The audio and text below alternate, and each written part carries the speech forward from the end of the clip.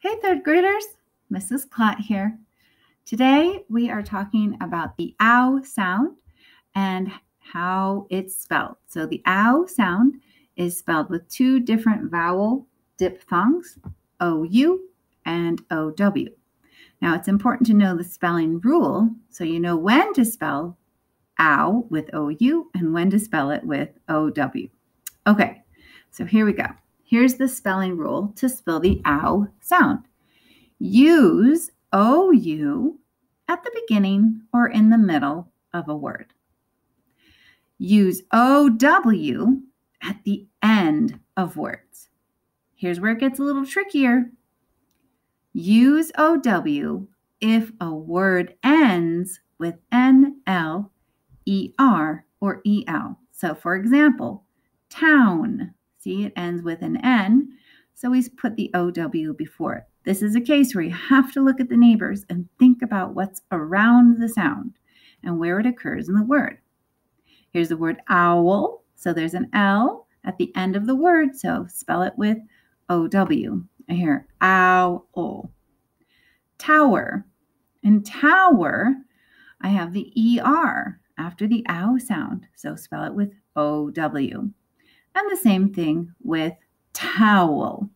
So I have the EL coming after the ow sound, so spell it with the OW. All right, here's a little story.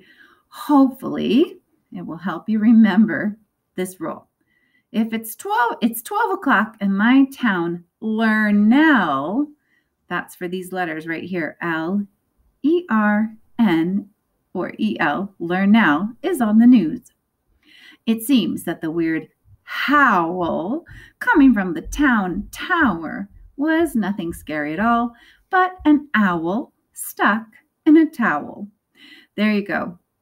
And those are the letters L, E, R, N, E, L that come at the end and indicate you need to spell the ow sound with an OW.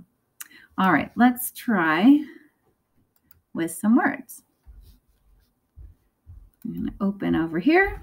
So let's blend and read. So remember, both OW and OU make the ow sound. So you have to think of where it is in the word when you want to write it yourself. So I have k, ow, nt.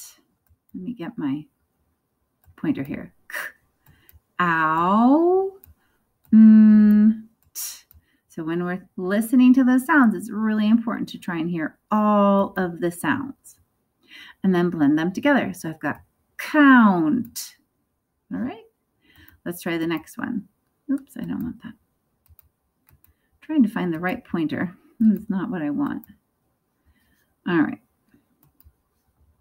All right, let's try this one. We've got b, r, ow, n. Now notice it has an N after the ow, so we're going to spell it with the OW. Brown. Let's try this next word.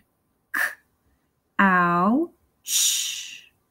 So no L, no N, no ER. And no EL, so the ow is spelled OU. So we've got couch. And here we've got ow, s. Now this E does not make a sound at the end of the word.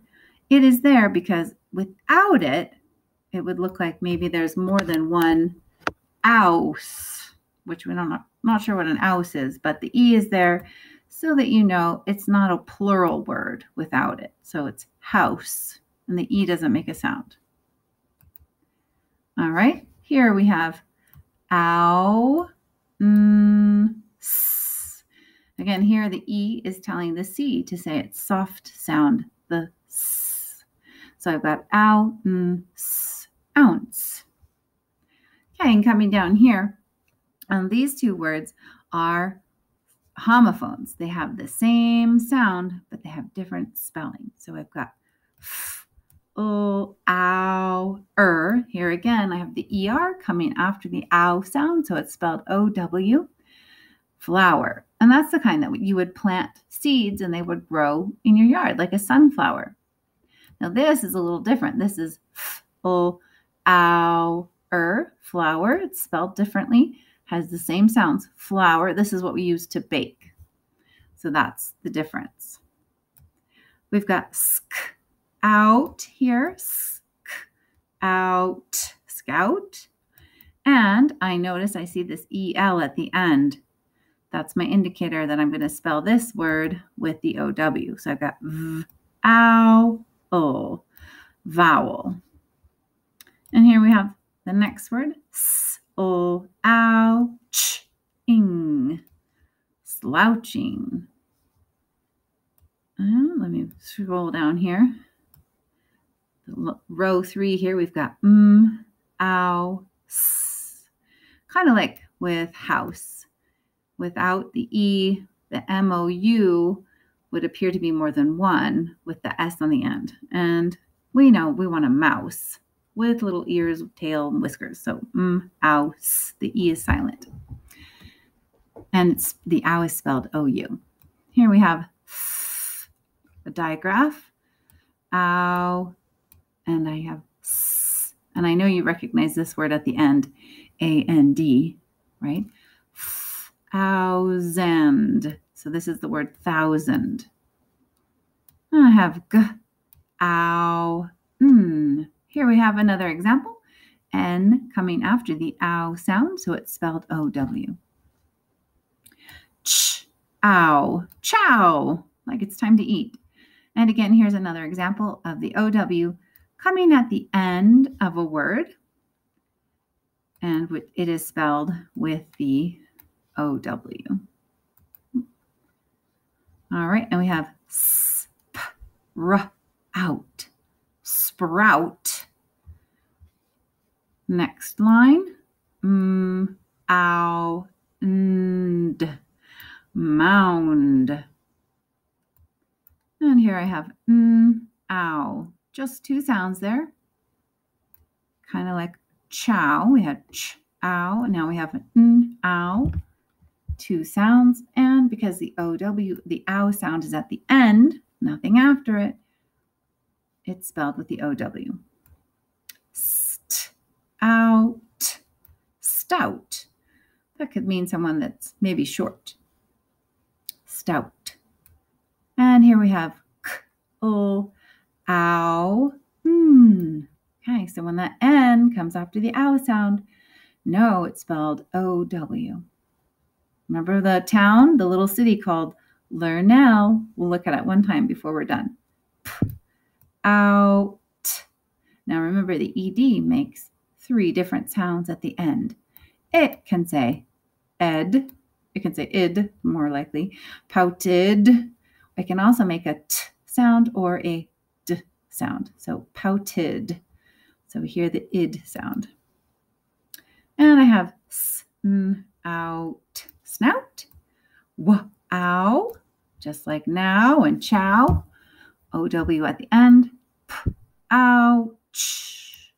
So here we have a lot of examples of words spelled with the OU for the ow sound in the middle. So we've got snout and mound, pouch.